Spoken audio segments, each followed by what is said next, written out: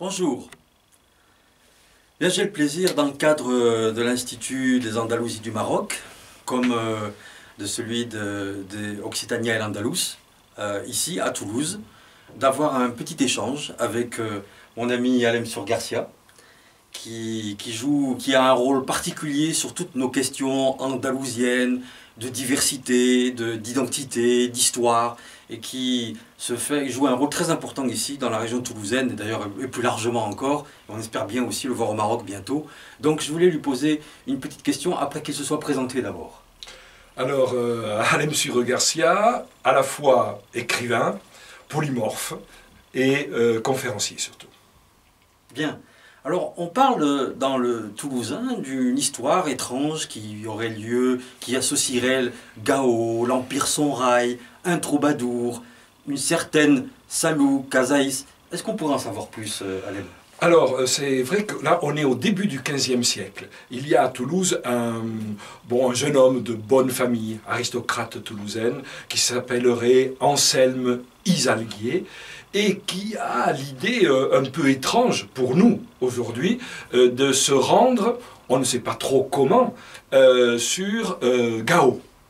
Donc on est au début XVe siècle. Et la légende qui suit dit qu'il serait tombé amoureux de la fille du sultan, qui s'appellerait Salou Kazaïs, voilà, et qu'ils auraient vécu ensemble quelque temps à Gao, et que la nostalgie prenant notre Toulousain, il se serait rendu avec sa petite troupe, et donc Salou Kazaïs, son épouse africaine, et qu'il serait rentré sur Toulouse aussi avec un certain médecin, certainement qui a dû étudier à Tombouctou ou à Gao à l'époque, et puisque c'était l'époque de l'Empire Sonrail et peut-être même de l'apogée de cet empire, et donc avec ce médecin qui s'appellerait, d'après ce qu'on dit ou ce que rapporte la légende, Aben Ali.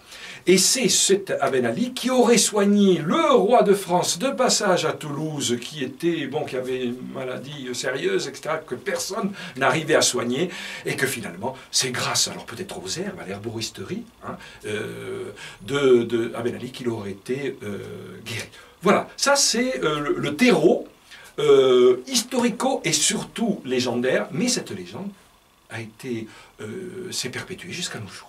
Oui, ce qui est intéressant, je trouve, dans cette histoire, c'est que c'est son épouse qui l'amène. C'est pas une captive, c'est pas une courtisane. C'est apparemment la fille du sultan ou de l'entourage du sultan, en tout cas. Oui, donc c'est assez remarquable qu'à l'époque, on puisse revenir au pays avec une personne de couleur qui est son épouse et qu'on impose à son environnement à l'époque. Ça a dû faire sensation, je pense. Ah oui, ça a dû faire sensation. Déjà, bien qu'on connaisse des Africains, hélas, par le commerce des esclaves déjà, qui existe par les ports méditerranéens. Mais là, il s'agit d'une personnalité, de toute façon, de Gao. C'est pas apparemment n'importe qui.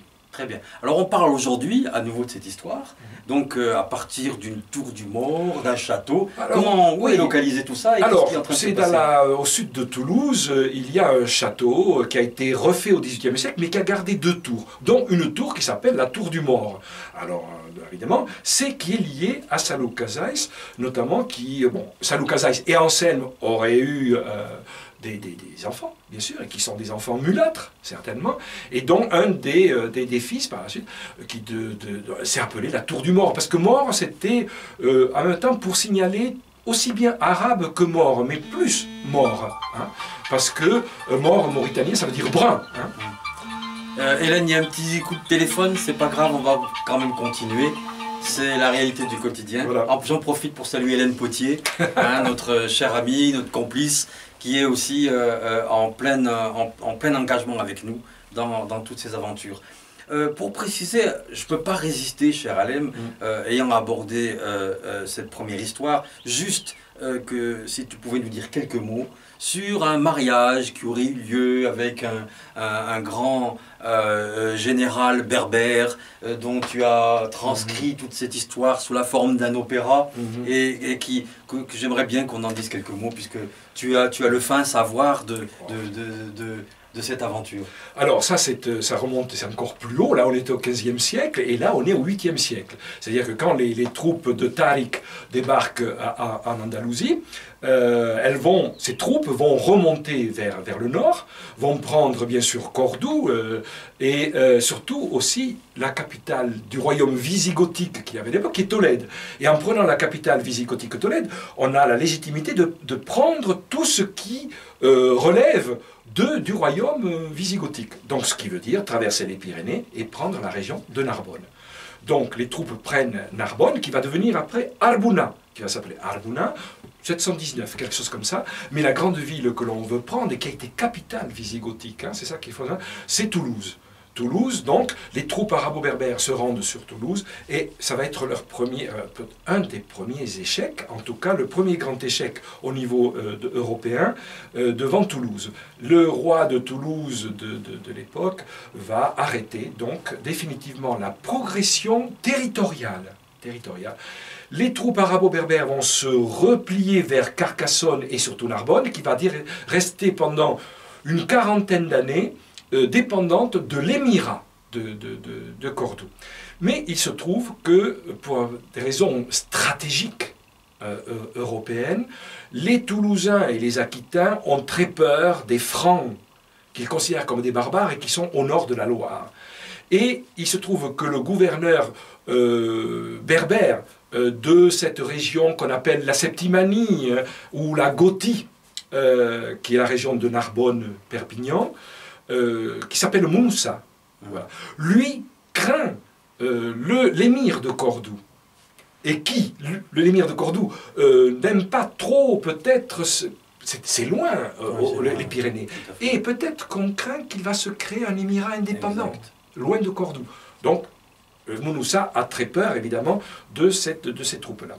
Donc, qu'est-ce qu'on fait quand les deux, le roi-duc de Toulouse et le gouverneur de Narbonne, qui ont des dangers, l'un au sud, l'autre au nord, eh bien, ils vont pactiser. Voilà. Alors ça, été un scandale à l'époque, en Europe. Et en même temps pour l'émir de Cordoue, qui n'aime pas ce pacte avec l'Aquitain toulousain. Donc, mais ce qui va créer le scandale le plus grand, c'est que le prince de Toulouse, Aoudun, va donner sa fille, qui était considérée comme une très belle fille, une très belle princesse aquitaine, va donner sa propre fille en mariage, comme gage de ce traité, à Moussa. Ça, c'est inscrit dans les livres d'histoire arabes et les cartulaires latins de l'époque. Évidemment, ce scandale est énorme. Alors évidemment, la destinée de tout ça est assez tragique. Est assez tragique. Mais le sens est important.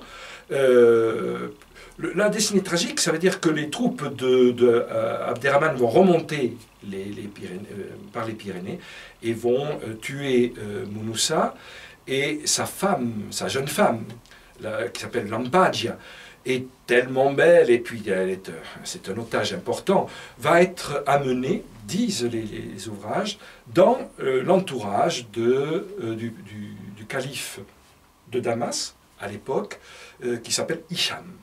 Donc, après, on ne sait plus.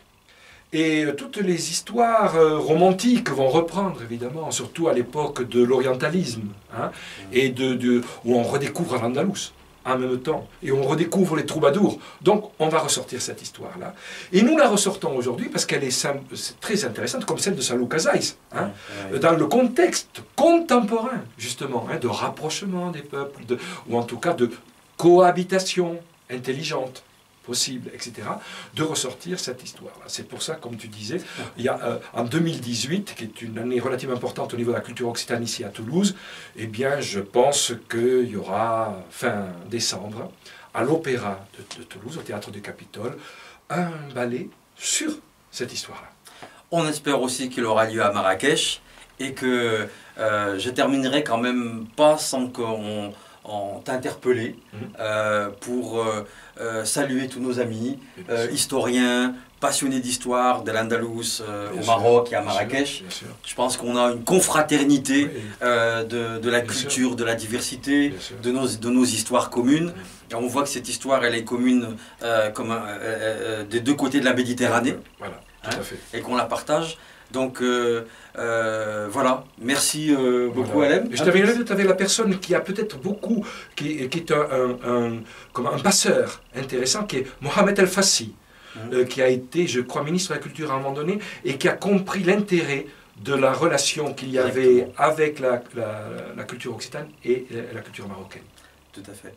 Bien, bon, nous allons continuer nos activités ici au niveau de Toulouse, dans le cadre de l'Institut Occitanien et Andalous, également dans une académie qui est en préparation ici, qui aura des liens avec celle de Marrakech. On remercie tout le monde et puis à bientôt. Au revoir.